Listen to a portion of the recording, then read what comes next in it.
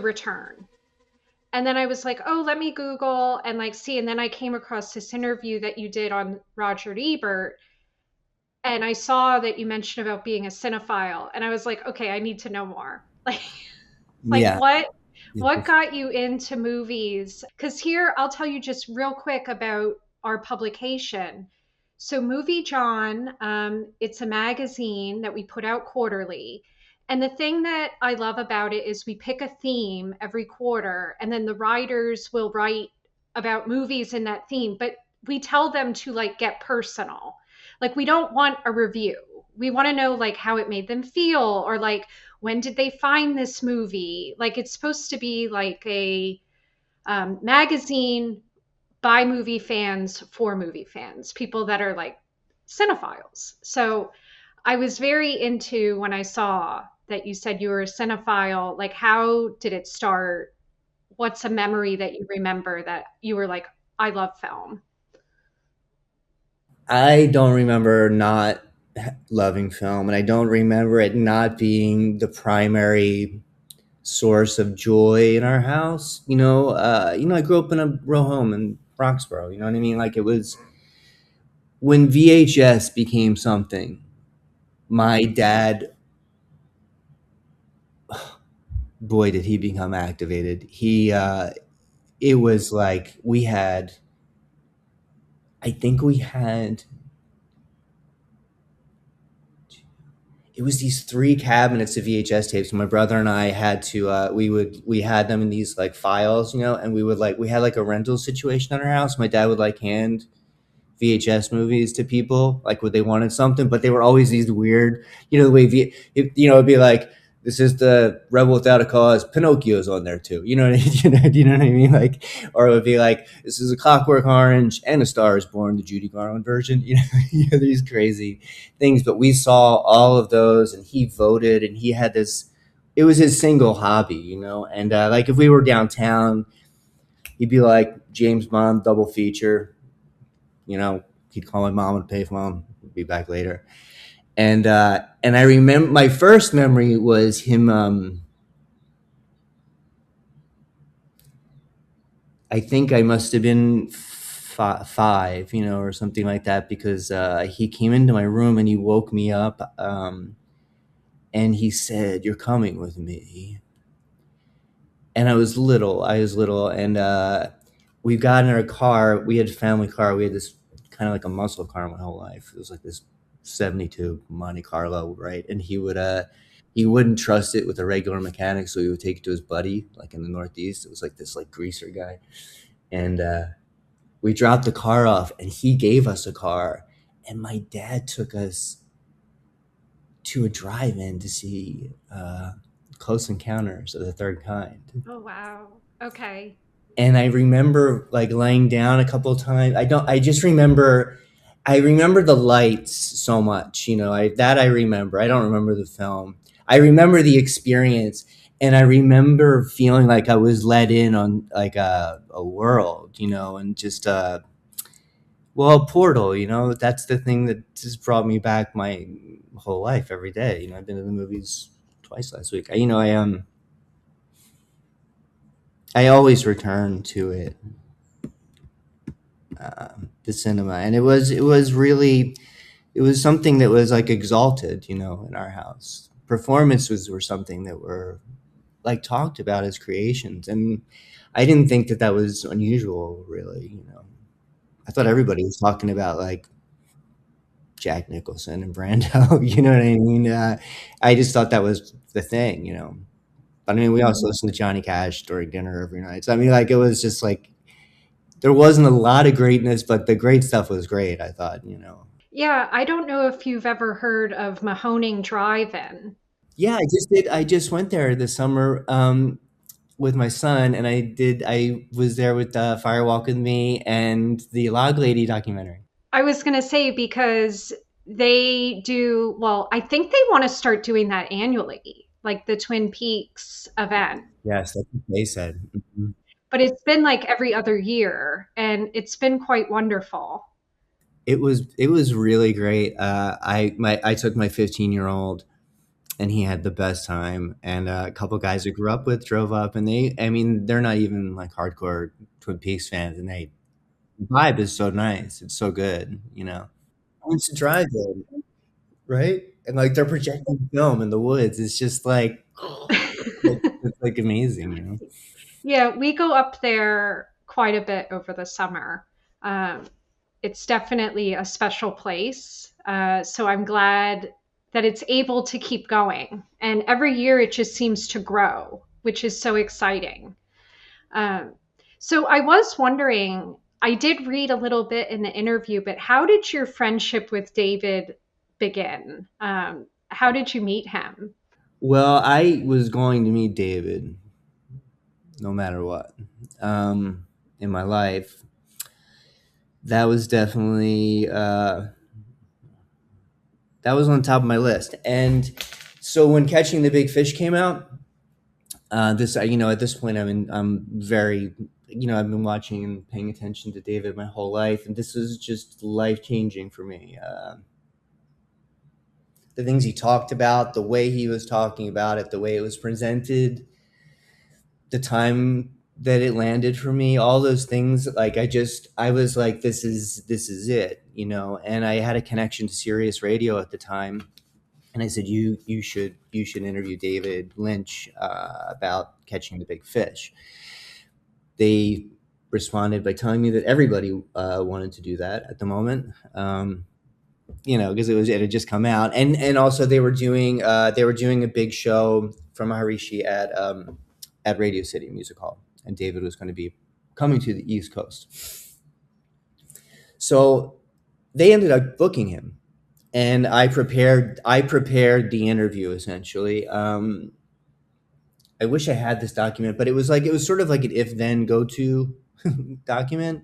If Mhm. if David says this, ask this, maybe mention Lost Highway, right? Something similar to this.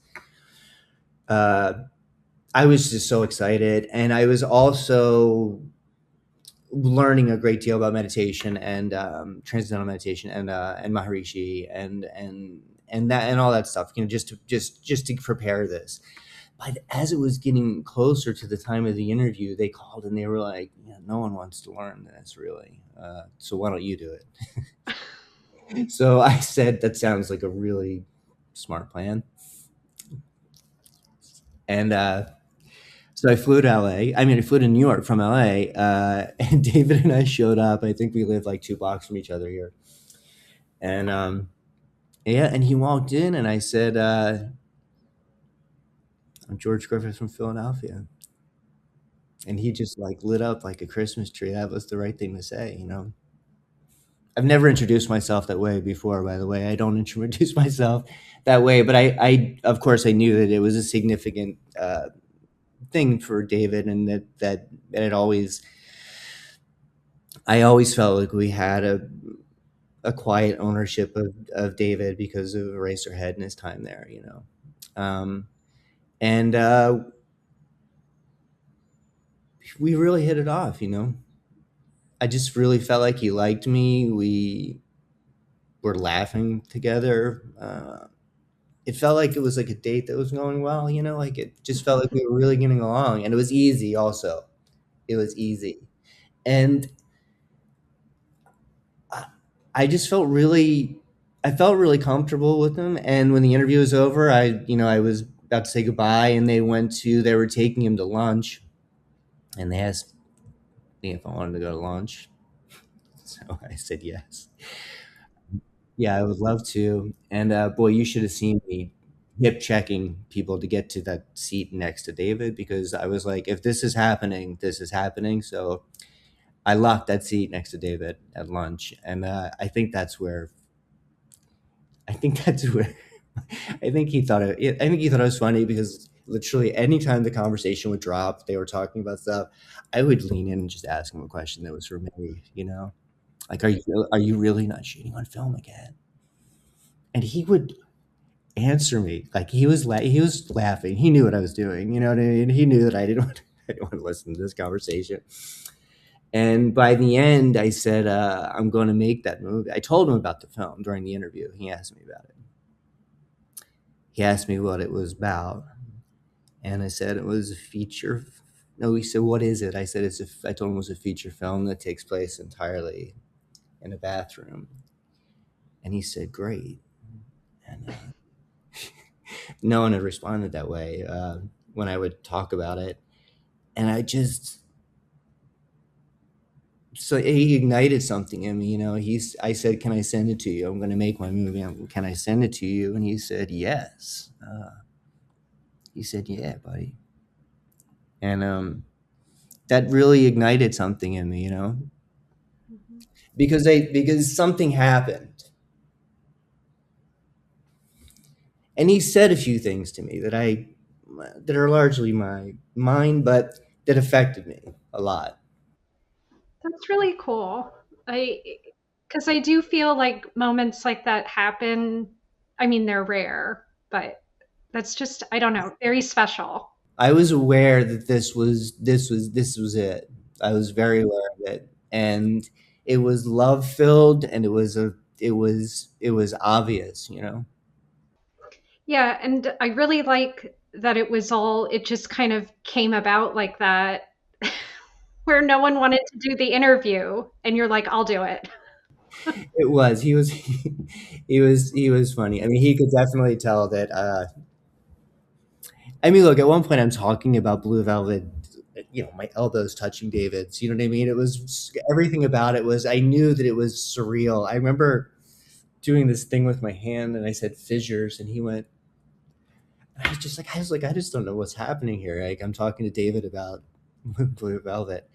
Um, but at the end of it, we had already connected that we were geographically like very close in Los Angeles, and when I got his address to send him my movie, I asked if it was okay if I just sent him a letter every now and then. Yeah, because I saw you would send him letters on a typewriter, which I Hmm. love. Because I Yes. love I love snail mail. Like I love postal mail. So do I. Yeah. Well, the truth is that for probably 15 years, I wrote to everybody in Los Angeles on a typewriter. David's just the only one cool enough to know how cool it is. Um, well, I actually know that I became very good friends with David's assistant over the years, and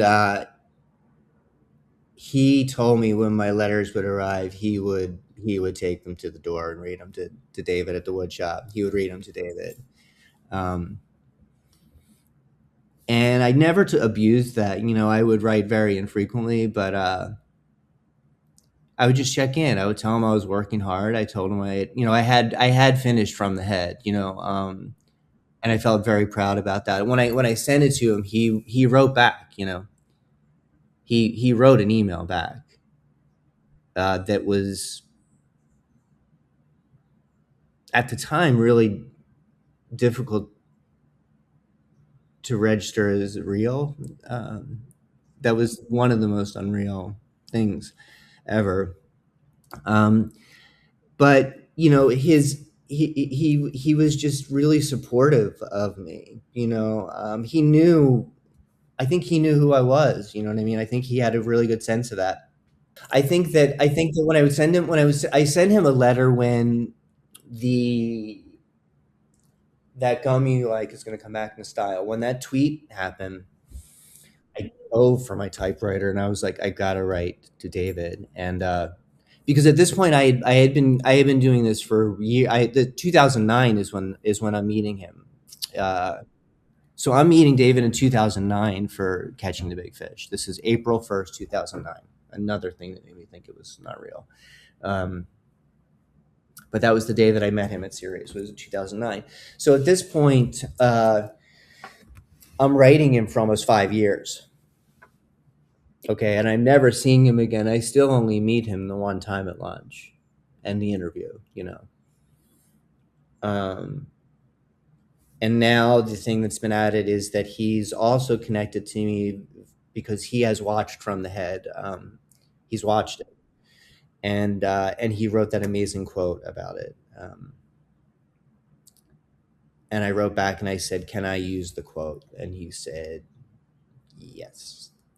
I tell people you said that because it was I couldn't I you know I didn't even know what to do. I didn't know what to do. You know what I mean? It was just it was more than I could.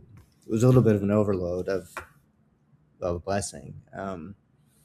So anyway, when the tweet came out, I wrote him a letter that says I still have, I began to scan my letters because I realized I didn't have copies of any of them. I just would send them every day like a nut, and I the letter was just saying I know that the show's coming back. I told him that I made the best coffee and that I could do any. I put myself behind any task, and that I would just be there with bells on, New York Minute. Tell me where. And P.S. was I'm so over the moon to return to Twin Peaks. That's what I wrote, and that was it. I sent that, and then I went to Scotland. And then I went to Scotland that summer to do a couple plays. I was working the theater.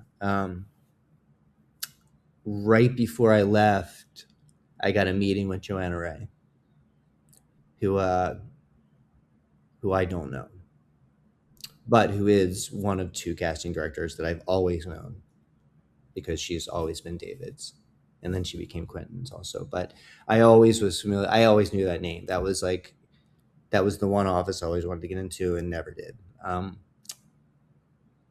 So I got a call from Joanna, and I went before rehearsal that morning, and I did, I did the interview, because David doesn't do auditions because he knows they're undignified.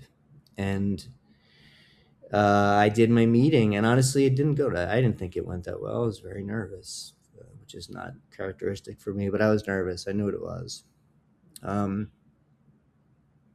I was also looking a little sleazy than usual for this play, which probably didn't hurt. But I did it, and then I went to Scotland, and I had so much work to do. I just was like, well, each thing that happened, I was okay with that being it. Like that was each thing that happened was very. I was not ungrateful about those things, if that makes sense. You know what I mean? I was fully grateful at each point. I wasn't feeling like that's not enough. I did, of course, push for more, but I did not feel like it wasn't enough.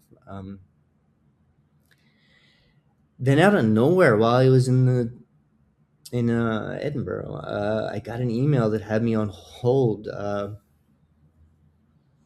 for so many days. It was so many days. Um, I couldn't believe it. Also, no one says put a pin in you anymore. I was like, wow, I'm really an old fashioned operation right where I'm supposed to be.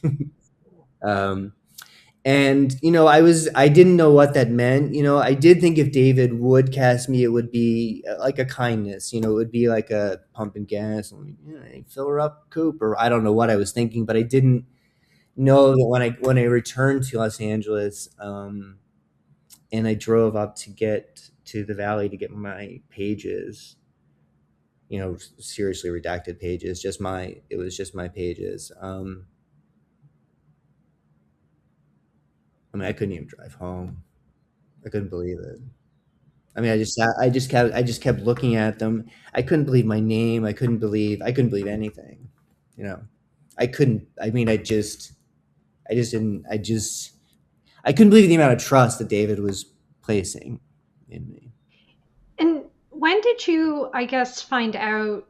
Because he said he had you in mind for this character. Yeah, I didn't know that until long after we had finished because that's when, my work environment was very, uh, well, it was just Kyle and me and David for the most part and Peter. Just because the lion's share of my stuff was that, so I didn't need, now I'm really happy to say I'm friends with everybody in the cast, and because now they all found out later that I kind of kept a lid on all that stuff. I didn't want that to be the way I was identified because no one knew who I was. You know what I mean? And that was like a real heavyweight environment. Hmm. But when I showed up, David did something that was remarkable. I got there and I got my outfit on, and my first thing was going to be in the cabin. And I got there, and he saw me, and oh, he's so happy to see me. I was fucking so excited. And he goes, "You got to meet Kale, right?" And I was like, "Oh yeah." He brought him out. By the way, everybody got to see him for the first time at home. I got to see him in person 5 seconds before my scene, so there's a lot to take in. Um, Yes. and he walked out, and when Kyle came out, David said, "George Griffith, I love your movie," and it was so empowering, right, to say that in front of Peter Deming and Kyle MacLachlan, because I don't know, like it did something cool. Like it just allowed me to enter, like maybe like on a slightly. I was there because David brought me there. Like that's what it felt like. Like it felt like he was saying, "Here's my guy," because he had been talking about From the Head. You know, the two people that walked me up, they were like, "David's been talking about your movie." It was an amazing thing that he did. And Kyle was like, "I'm looking forward to working with you." He's so nice, by the way, Kyle. Holy shit. Yeah, he seems really nice. I had to stop talking to him. Yeah, it was not adversarial enough for for my for my work. But he is. He really is. You know, the best. I was going to ask a bit about, I mean, being on set and within the world of Twin Peaks, you know, what was that like for you? I mean, obviously, you're telling me a little bit about it, but was there just any moment that you think back on often from your experience? It's felt like a long moment. All of it. It's never stopped. Um, like everything changed a little bit. You know, I got to work with David a lot. Um, but I felt like I had come home, honestly. I felt at home on Twin Peaks, you know? I felt honestly like everything I'd been working on had led me to being there. Um, so I felt, frankly, almost more than anything else I've ever accomplished or done, I felt like I'd gotten myself there, uh, and I felt like I was supposed to be there. There was never a moment where I felt like uh, imposter syndrome, which I do feel everywhere else. Oh, that's interesting. I would have gone to work on that forever for free. Well, it sounds like, what was the overall feeling of the set? It sounds extremely welcoming, relaxed. The way that David would treat people was the way that people treated everybody, and David leads with kindness, and David has, the most striking thing, and the thing that I was so enamored with the childlike aspects of his personality, the innocence, because I love the innocence in his work. I love that. I feel like it's sometimes not the primary thing that people recognize, but I took my son to see Eraserhead.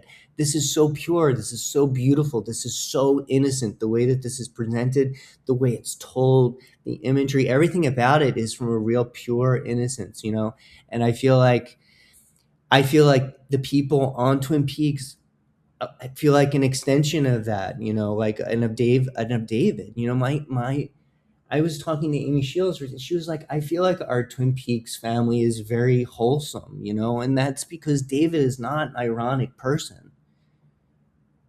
He means that when we eat coffee and donuts together, and when the birds are singing, man, that is the most beautiful thing. It's not like wink, wink. It is. Now, do you recall your first interaction with one of David's films or his work? Like, how did you find David? Because I feel it's always interesting. Like, I was shown his work because one of my friends that I worked with at a movie theater, he like could not believe that I had not watched a David Lynch film. Yeah, yeah. You should send him a box of candy every Christmas. That guy. Yeah, and it obviously led to an obsession, like most of us who find his work. So I was wondering how you found it. Well, The Elephant Man made its way onto HBO Mm. when I was a kid, when I was in like grade school. And I feel like we saw that, Dune was something that I didn't really check out honestly because we were as a that was not the best timing for that movie in general. But anyway, Elephant Man was we were able to watch it a bunch of times. HBO, like if a movie was on HBO, you could see it more than once. And I don't remember like the '80s. Like I watched like a couple '80s movies recently, and I was like, "Holy savage freaking interaction between people.com." You know what I mean? It was like, "What the hell is going on here?" And then you have the Elephant Man, where it's just like it's the most human, like empathy driven story ever. You know what I mean? It's like David's so ahead of his time. I mean, of course, he always has been a firewalk with me. Everything, everything, everything. But the Elephant Man, like I don't even empathy was like an SAT word, like for me. That was not like a class that you took every day or talked about or something like that. So the Elephant Man I did. And also, when we were at Racerhead, I remember telling Dylan on the way down, when I was a kid, an Eraserhead t-shirt or patch or motorcycle badge in the back, like that was like the original, if that was like that was the coolest thing. So tracking down a VHS Eraserhead, which I would do soon after then, was the mission. Not long after this, Blue Velvet comes out, and I was thinking about acting at that point. I was thinking that that would be something I wanted to do, and I had a little thing for Hopper. I was like excited about Hopper, and that like I mean, I was walking around saying "fucker." I was always like, "You fucker." I was always saying, uh, when I went back to New York recently, a couple guys were joking. They were like, "Do you remember how much you talked about? All you talked about was telling us you were going to be in Lynch's movies."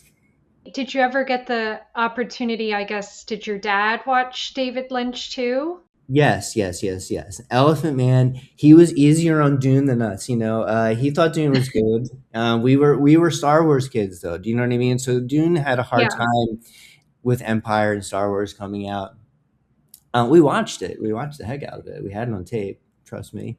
Um, and actually, and my dad, we were always privy to these things. Like my dad told us that Mel Brooks had found him. You know what I mean? That Mel Brooks was the guy. Which was like an odd thing to connect to David. Like, I mean, like Mel Brooks to David. Because this is pre-internet. Anything that you knew about this stuff you had to read, or you found out from the older cousin or the freaking dad who was a cinephile, right? So we had Elephant Man and we had Dune on tape, and then my dad got sick in like the early '80s. He got sick, and so he wasn't going to cinema anymore. But he did know that I was obsessed with this new show that Lynch was doing. Mhm. That was coming out because I remember my little brother finding me in high school, like he was like panting. He had been running all over, and he was like, "David Lynch is making a TV show," and we were freaking out. Yeah, it's the first time when I watched the show, I could not believe, like, I wondered how it was able to air. Like, it's just so thrilling that he was able to make that show. It was it changed my entire life. I think it changed a lot of people. Yeah, it did. It totally did. I mean, there's a bunch of my castmates that are like around my age that are Gen X people that like, I mean, I was a senior when Laura Palmer was killed. You know what I mean? Like I feel like I went to high school with them. Like I Yeah. was the same age when I got to theater school and they were like, "What show do you want to be in?" I was like, I don't know who doesn't want to be in it. You know what I mean? But like, Mhm. a lot. Some actors were very intimidated. They, look, it was very stylized. It was from the actors that what I would talk to, younger actors. Some of them didn't get it. You know what I mean? Um, Right. I mean, look, it was the biggest thing in the world in 89, 90, which is when I moved to New York City and when I started theater school and when I started my plan. But the show got canceled. And actually, that makes me wonder when you said about people not getting it. How is David with directing you? Like, Yeah. was he collaborative, like taking your, insight on the character, or was he very pointed, like, no, this is how the character should be, what they're feeling, direct, I guess. It was a combination of some of those things. Okay. I had done my work by the time I showed up, Mm-hmm. and I had developed everything on my own. That's the way he showed up. And there was going to be no scripts on set. Okay. I was ready for every single thing that I had to do the second that I showed up, and I made sure that the first AD. I was just ready. I could do anything. I was just ready for everything. David definitely pulled me aside before my first scene, my diner scene, and he told me a couple of things, and then he said, "You're such a fucker. You are such a fucker." And I said, "Okay." He said, "You're the only one who can fuck with this guy, so I need you to fuck with him."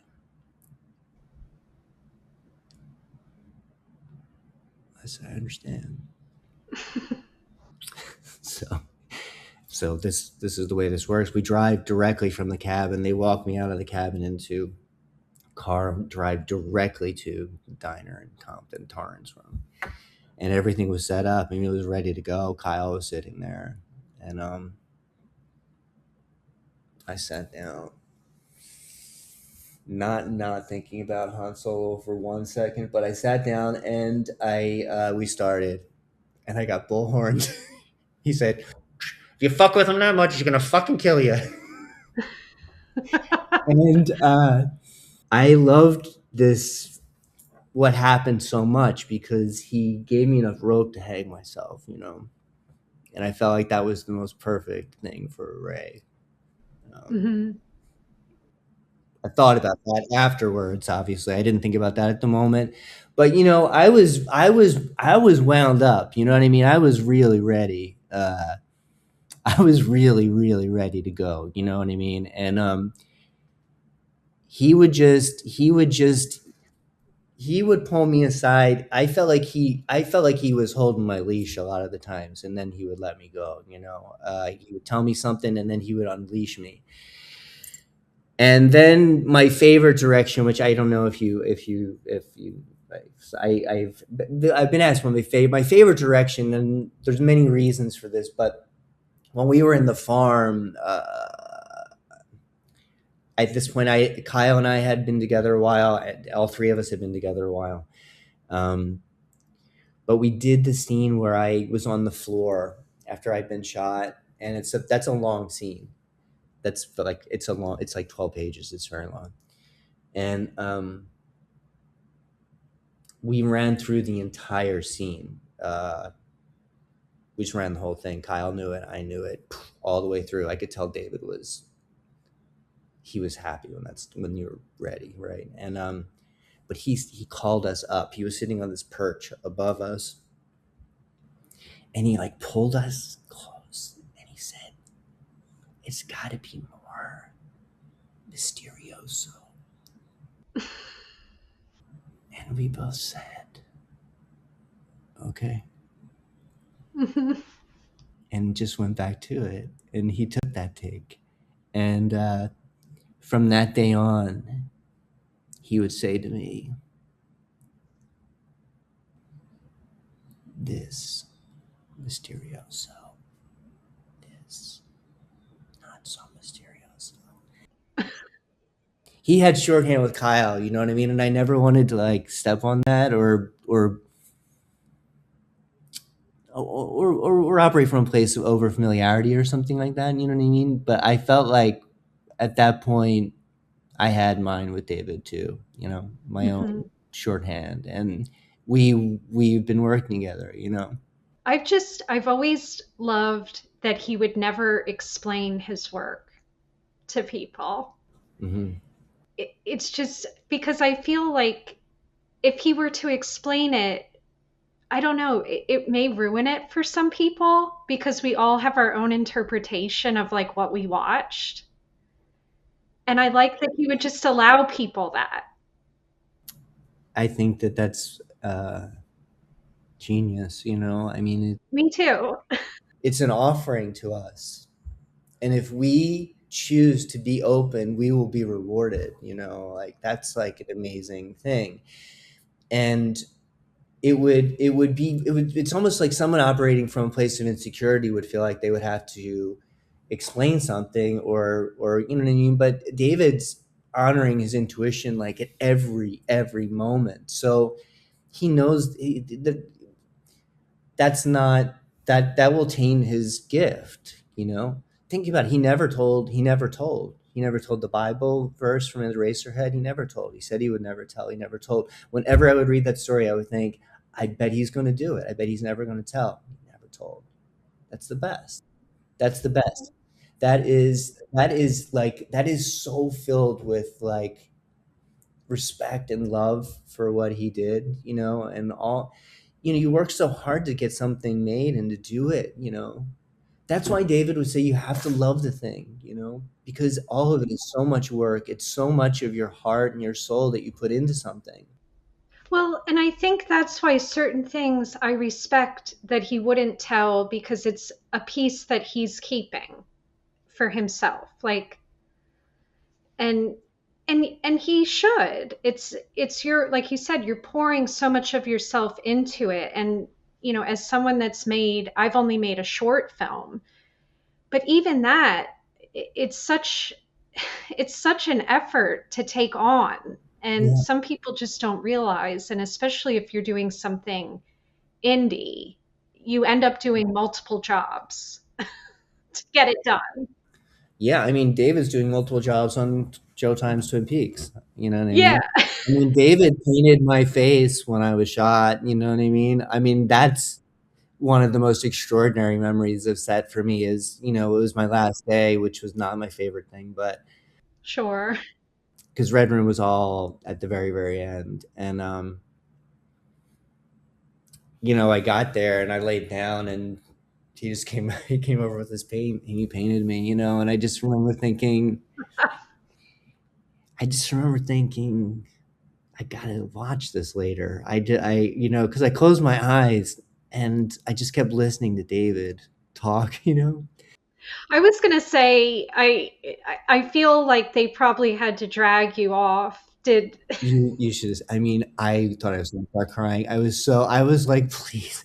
I walked so slow to get because I had blood all over me and everything, and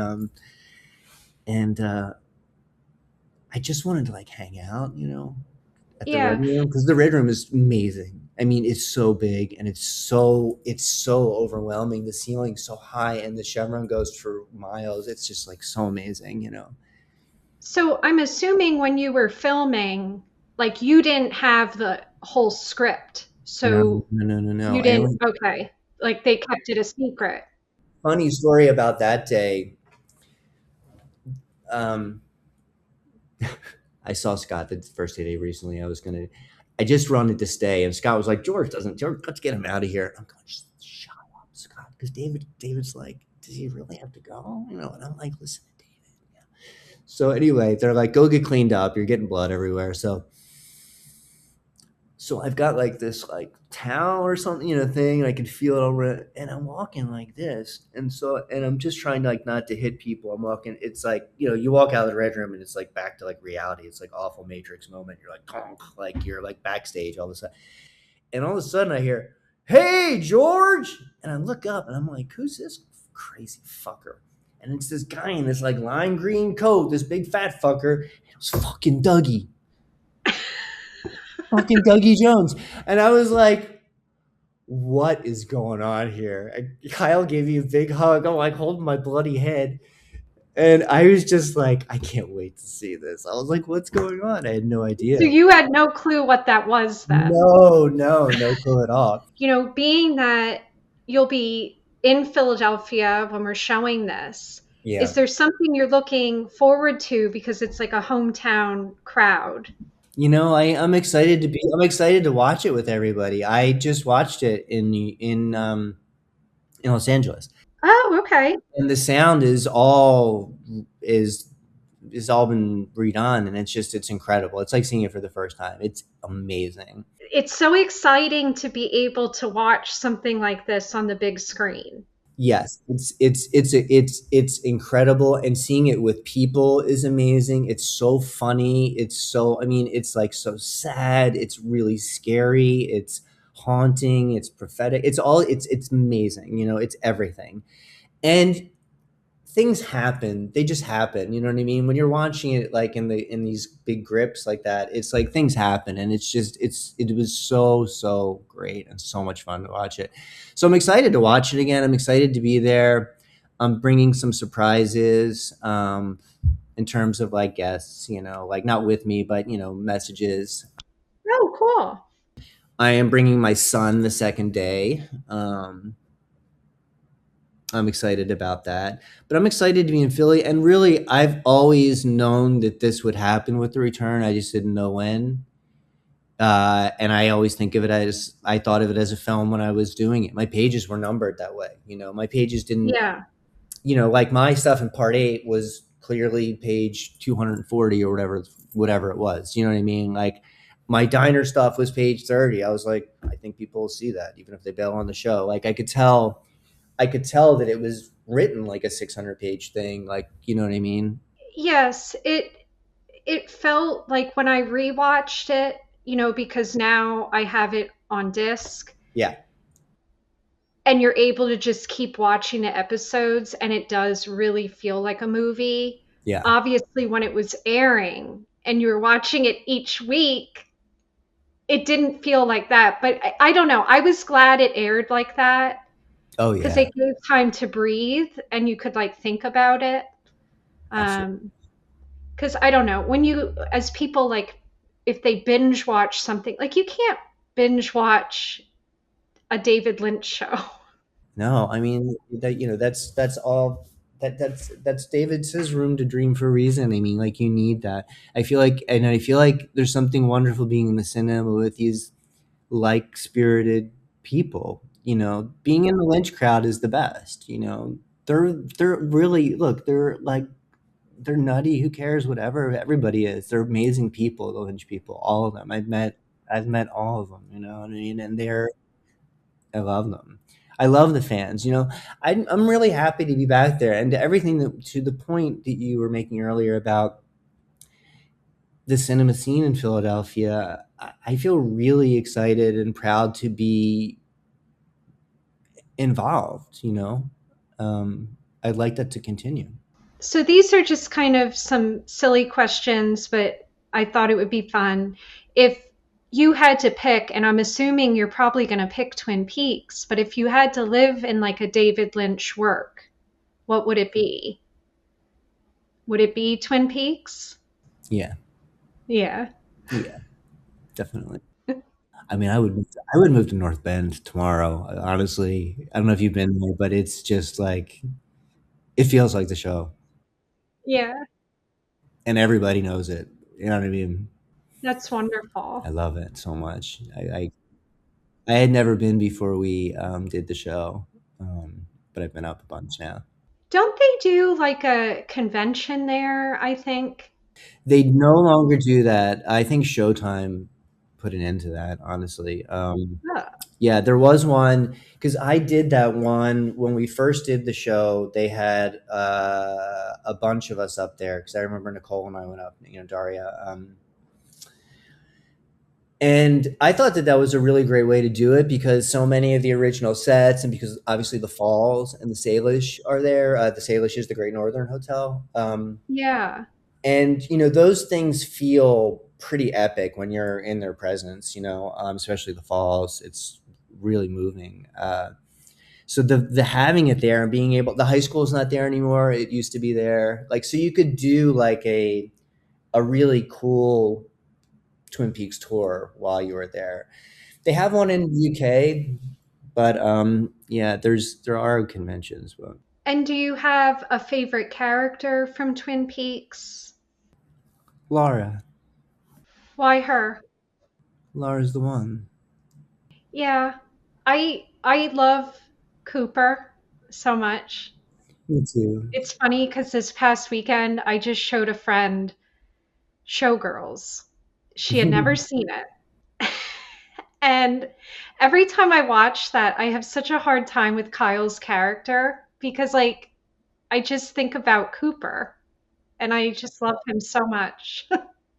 I love Cooper too. I Cooper reminds me of David. Sure. I've heard like it kind of is a blend of him. Knowing David as I do now, it's hard for me to watch Coop without thinking of David. That like I always knew that his sensibilities and his sort of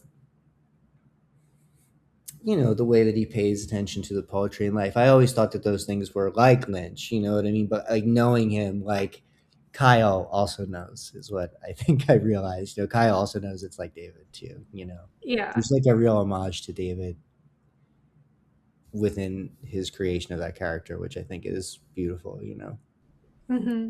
because they love each other. Yeah. He's just so wholesome. Yeah, yeah, Like you said, when you mentioned about leading with kindness, I love that. I love that that's the type of person that he was. yeah.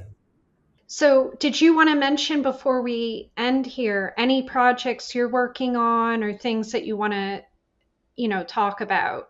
No, I mean I'm working on another feature. Called This House Is Your House. But I don't really have any specific dates for that yet. I've been trying to get that made for a number of years. And I have another script, but I think I'm trying to shoot something in Philly next year. That's not something I've thought about doing before, but I would like to. And my interests have been piqued a great deal being back so much.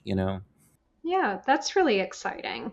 I would love to screen From the Head also because I got a 35 millimeter of From the Head, and that those screenings have gone really well within the David Lynch retrospectives, um, and the print is really beautiful. I would like to do that, but I'm really just hoping to get back in time for the freaking marathon because they're saying that the flights are going to be so screwed starting Friday. Well, I'm hoping to be there on Saturday. So I will definitely introduce myself. I will say hello. Good. This was a pleasure. I'm really glad we got to talk in person. Me too. Me too. I apologize if I talk too much. No, no, I thought I was taking too long. No, no. I sometimes, like I said, I value in an ongoing way what this is. You know what I mean? Like it's as important to me now as it ever was. Because Dave is a part of me. Yeah, Like as an artist, like that appealing. So yeah, I mean, so grateful.